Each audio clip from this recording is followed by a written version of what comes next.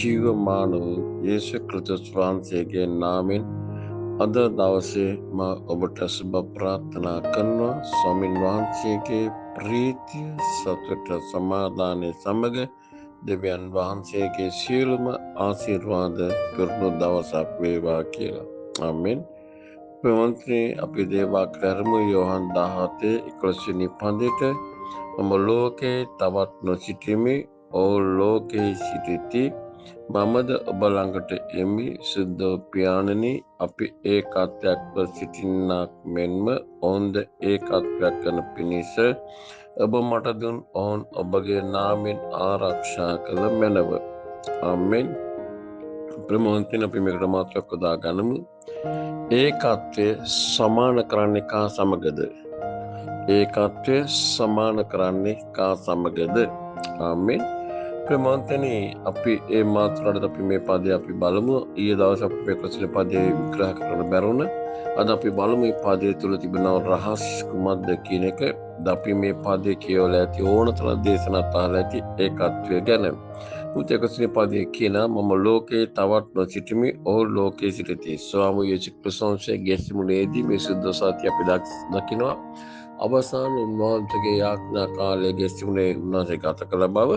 එම යාඥාවදී යේසුස් ක්‍රිස්තුස් වහන්සේ බොහොම වේදනාවෙන් යුක්තව උන්වහන්සේගේ යාඥාවට යම් යම් කාරණා එකතු කළ බවත් අපි දන්නවා.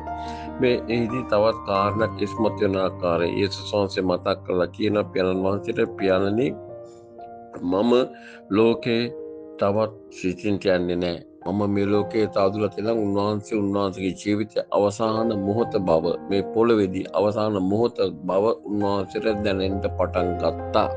ඒ නිසා තමයි උන්වහන්සේගේ අවසාන යාඥා දුන්නාසික මතක් කරගන්න මම මේ ලෝකේ තවත් නොසිටි. මේ කියන්නේ ශරීරාකාරයෙන් මම තවදුරටත් මේ ලෝකේ සිටින්නේ නැහැ. නමුත් ස්වාමිනේ, යේසුස් වහන්සේ කියන ඔහු ලෝකේ සිටි, මම සිටින්න යන්නේ නැහැ. නමුත් ස්වාමී මගේ සෙනඟ මාව අනුගමනය කරනව අය, මාව විශ්වාස කරන්නව, අදාහගත්තව, මාව පිළිගත්තව අය ඔවුන් ලෝකේ සිටිනවා. එහෙනම් අපි ගැනත් උන්වහන්සේ යාඥා කරලා තියෙන දැන් පැහැදිලිනේ. අපි තාමත් මේ ලෝකේ සිටිනවා. අපි ශරීරාකාරයෙන් අපි මේ ලෝකෙන් වෙන් වෙලා නැහැනේ. අපි ඉන්න මේ ලෝකේ, අපි ජීවත් වෙන මේ ලෝකේ තාමත්. නමුත් උන්වහන්සේගේ යාඥා දුන්නාස් කියනවා ඔබ මට දුන් ඔවුන් ගැන ඔබගේ නාමයෙන් මම යාඥා කරන්න කුමකටද? ස්වාමිනේ, මට දුන්නා මේ සෙනඟ ගැන. එනම් ඔබ සහ මාව යේසුස් වහන්සේට දී තිබෙන්නේ කවුද? දෙවියන් වහන්සේමයි.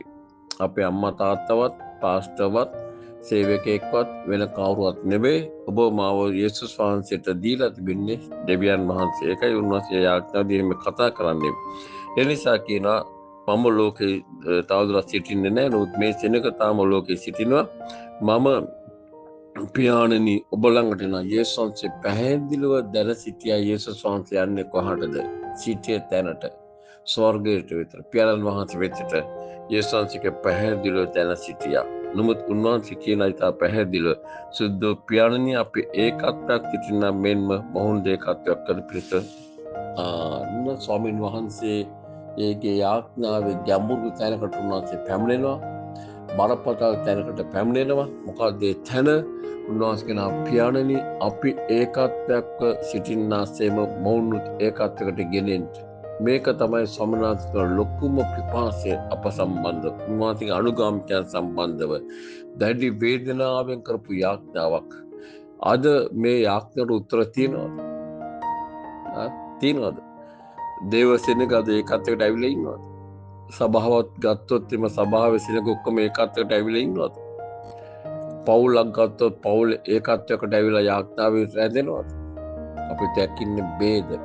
පවුලත් තුළ ભેද. ඒකත්වයකට එන්නේ නැහැ. සභාව තුළ ඒකත්වයකට එන්නේ නැහැ. විශේෂ පාලක රැස්වීම් තියද්දී එතන ඒකත්වයක් අපි දකින්නේ නැහැ. හැම තැනම අපි දකින්නේ ભેද. හැම තැනම අපි දකින්නේ අර සමහර මිනිස්සු ඉන්නනේ, වෙඩින් එකට ගියත් එතන කෑම ගැන වැරදි හොයනවා, ඇඳුම් පැළඳුම් ගැන වැරදි හොයනවා, මනමාලි ගැන, මනමාලයා ගැන, දෙමව්පියෝ ගැන ඔක්කොගම වැරදි හොයනවානේ. ඇවිල්ලා කතා කරන අප්පුවද අපි මොකද ගියා, මෙහෙමයි එතන මෙහෙම තිබුණා, එතන මෙහෙම තිබුණා. ඇවිල්ලා කතා කරන ඉතින් ඒ පරිසීය ආත්මය ඇතුළත කොච්චරනම් සභාවන් වලට මිනිස්සු එනවද?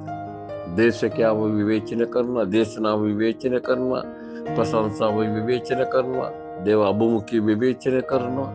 කොච්චර එහෙම තියෙනවද? සමහර පාලකරු අද ප්‍රසිද්ධියම තමන්ගේ සභාව විතරක් ඉස්මතු කරගෙන අනිකුත් සභාවන් හෙලා දක්වමින් කතා කරලා අපට ඕන තරම් Facebook එකේ පේන්න තියෙනවානේ. ඒක කොහේ එකක්යක්?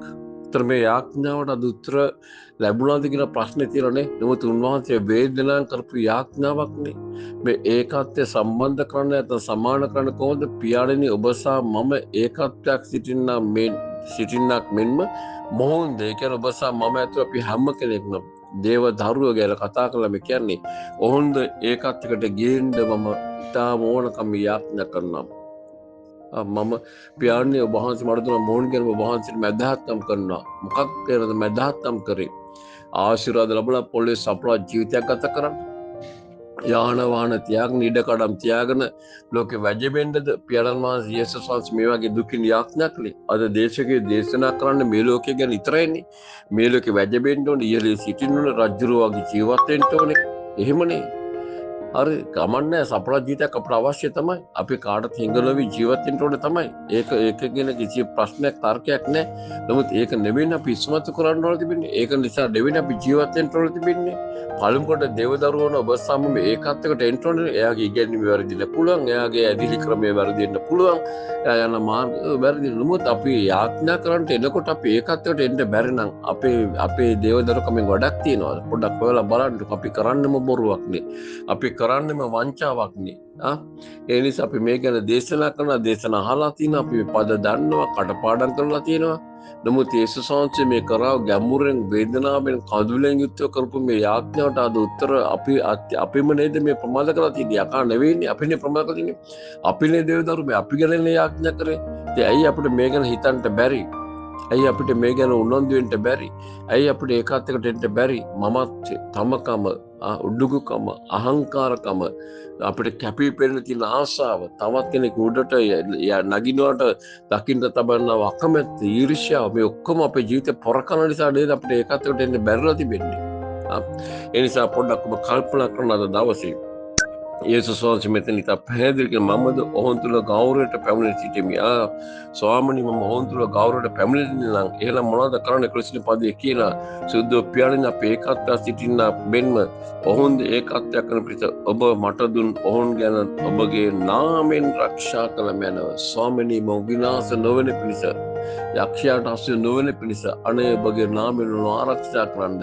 මගේ ආශාව ආරක්ෂා සහිත ජීවත් වෙන්න ඕනේ. මගේ ආශාව මගේ කැමැත්ත ස්වාමිනී ඕන අපි පියාණනි මම සහ ඔබ ඒකත්වයක් ලෙස සිටිනාසේ මුළු ඒකත්වයට එන්න ඕනේ. ભેද වෙන්නේ නැතුව තර්ක කරන්න විවාද කර ඉන්න නැතුව ඕන ඒකත්වයකට එන්න ඕනේ. ආමෙන්. ඒක තමයි යේසුස් වහන්සේගේ යාඥාව. ඒ නිසා පියන්නේ ඒකත්වයේ සමාන කරන්නේ අපි ඒ කොයි විදිහටද පියාණන් වහන්සේ සහ පුත්‍රයන් වහන්සේ ඒකත්වයක් ලෙස සිටිනාසේ අපිත් ඒ විදිහට ඒකත්වයට එන්න ඕනේ කියන එකයි. ආමෙන්. ඒ නිසා ඒ ගැන පොඩ්ඩක් කල්පනා කරන්න ප්‍රයත්න කරමු. ප්‍රේමන්ත දෙවි පියන් මේ වචන නිසා ස්තුති, මේ ගැඹුරු යාඥාව නිසා ස්තුති. අපි ගැන යේසුස් වහන්සේ කළ මේ යාඥාවට අපිම තමයි බාධා වෙලා තිබෙන්නේ. ඒ බාධා නිවත් කරන අපිට මේ යාඥාවට ඇතුල් වෙන්න වාස් කරුණා දක්වන්නට මිලනේ සංසිකේම නාමයෙන්. ආමෙන්.